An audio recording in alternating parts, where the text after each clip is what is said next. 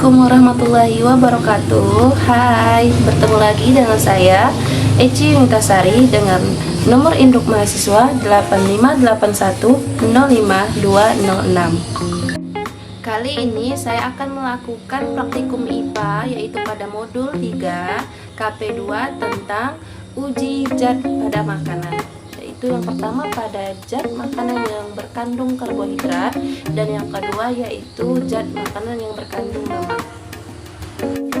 Tujuan praktikum ini yaitu mengidentifikasi adanya zat karbohidrat dan zat lemak. Yang pertama, saya akan melakukan praktikum yaitu uji bahan makanan yang berkandung karbohidrat. Karbohidrat atau amilum merupakan senyawa yang terdiri dari unsur karbon, hidrogen, dan oksigen.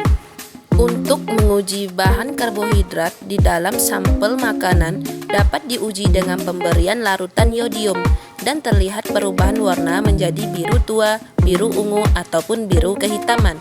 Maka bahan tersebut mengandung karbohidrat atau amilum.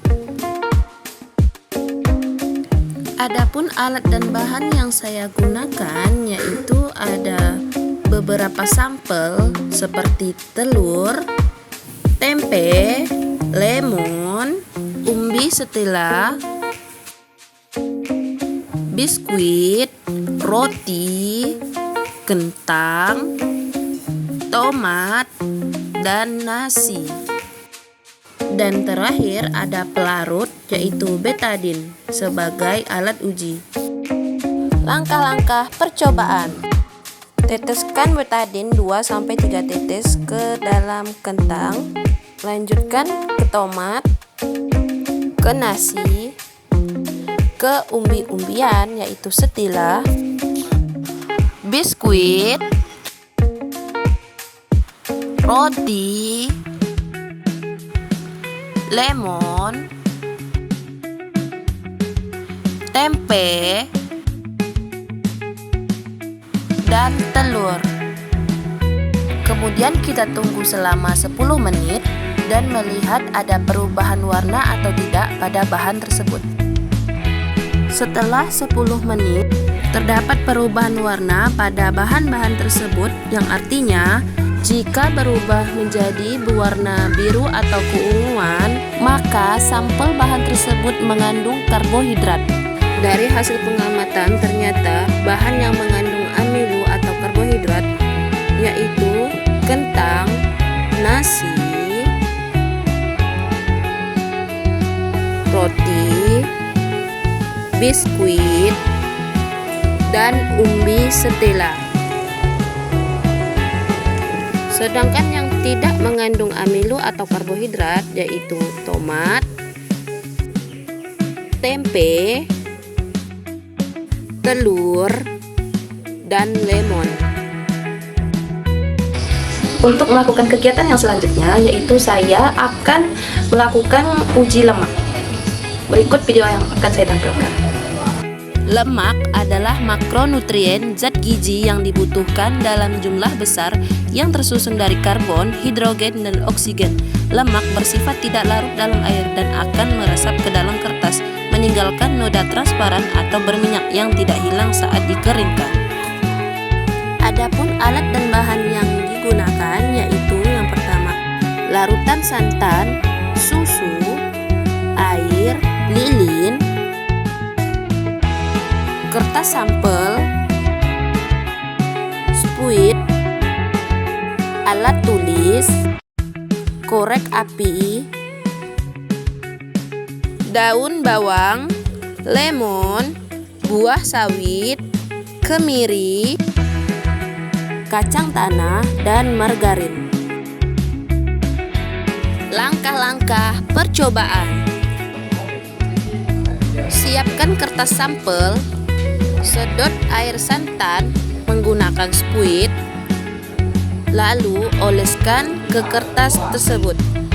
Selanjutnya pada susu dan oleskan ke kertas sampel. Begitupun seterusnya.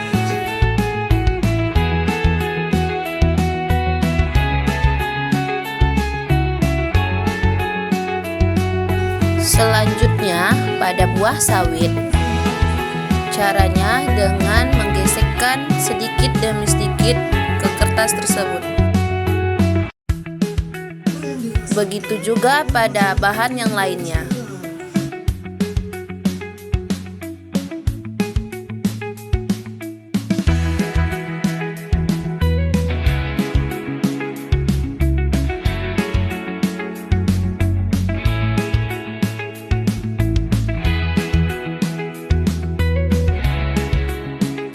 Dan terakhir ada margarin. Ambil sedikit margarin, lalu lelehkan menggunakan api yang sudah disediakan.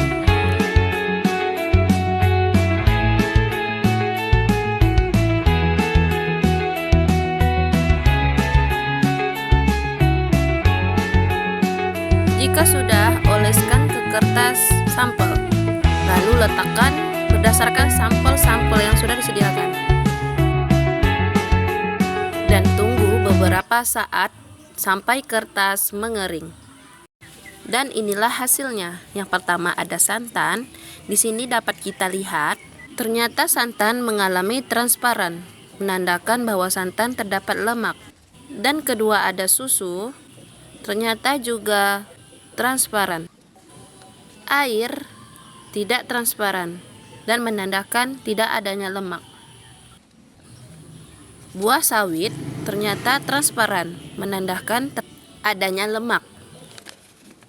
Pada lemon tidak terdapat adanya lemak karena kertas tersebut tidak mengalami transparan.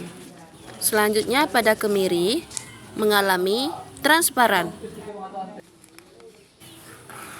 Yang selanjutnya ada kacang tanah. Di sini juga adanya lemak. Dan terakhir ada margarin. Ternyata kertasnya transparan, yang artinya juga mengandung lemak.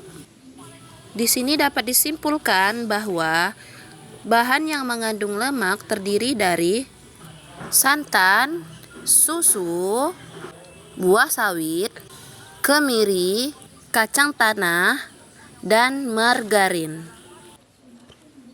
Sedangkan yang bukan mengandung lemak yaitu ada air, daun sop, dan lemon. Terima kasih sudah menonton.